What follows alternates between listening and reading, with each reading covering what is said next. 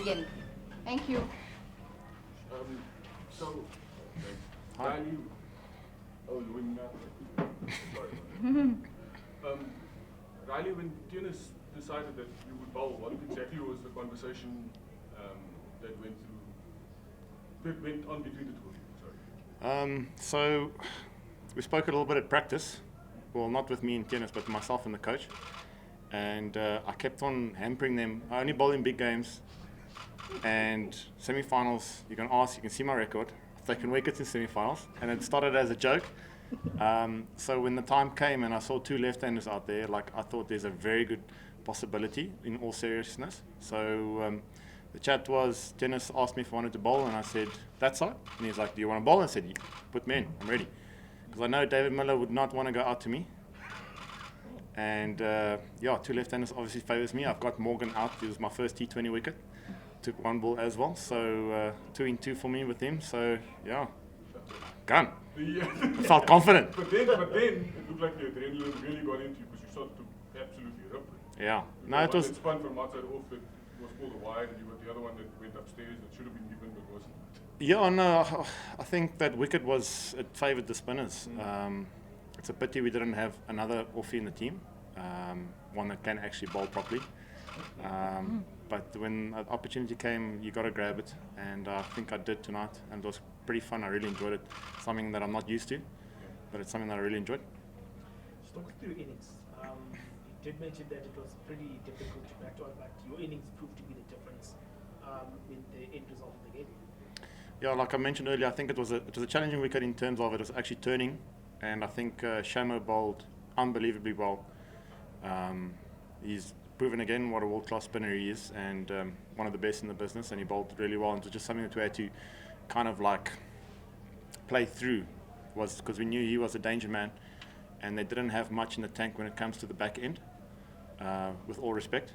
So it's something that we look to target, is just to be in there, play Shama out and be in there at the end and hopefully capitalise, and it fortunately paid out for us today. You did the reverse sweep, Shama, first ball. It just looked like everyone else had gone on that pitch and really struggled a bit. I mean, it seemed a bit sticky and other people struggled for timing, but you just seemed to adapt to that pitch straight away. Was it just one of those days when you felt really good and in from the word go? No, I think it's just a mindset today. As a saying goes, and I'm going to boast myself a bit here, but like form is temporary, like class is permanent. So it was just an attitude thing for me today, knowing that I am good and that I can play at this format, and I've played at higher levels as well. It's just really, really knuckling down and backing my ability and playing with a positive intent today. Can you just take us into the culture of the capital side? Because I mean, it can be difficult to build a kind of team bond, team unity with everything happening in such a short space of time. Yet you guys have been really successful top of the log. This is the kind of win which suggests a team that is really, tightly bolted together. What's been the key to the Capitals' culture and team unity, if you want to put it that way? Yeah, I think when the tournament started, we spoke about building a family.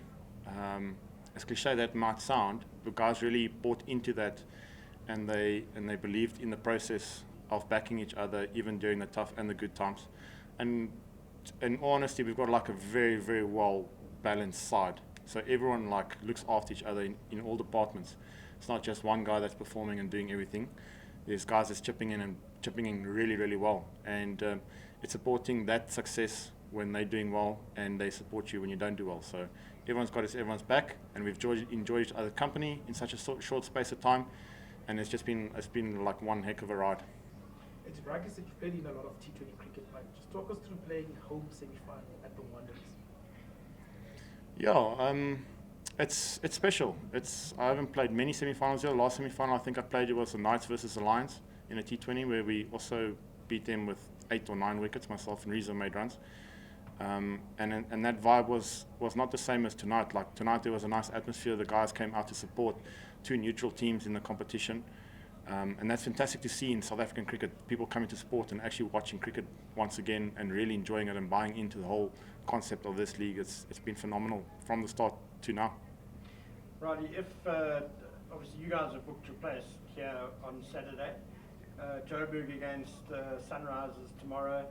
Obviously, if Joburg win, then you play them, and the crowd's probably going to be a little bit different to what it was tonight. But presumably, though, you guys have got a bit of an advantage because you've experienced the knockout game here, you've experienced the pitch. What are going to be the key things for you guys to do well in the final? Well, I think the key thing from the start would be summing up the conditions the fastest you can. Seeing what type of wicket is going to be prepared on the finals. We can only maybe presume that it's going to be more or less similar than what it was today. And then assessing that condition and actually just playing basic cricket with the brand that we play of fearlessness. Yeah.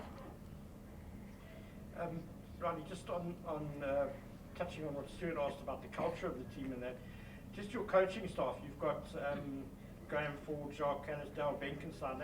They must be three of the most calm, almost laid back coaches around. Has that rubbed off on you guys, or are you guys all feeling very calm? Yeah, I think that plays a big part. Yes, 40 is a bit tense when it comes to, or nervous, if that's the right word, when it comes to kind of situations. I just see him walking up and down. But in that retrospect, he doesn't say much.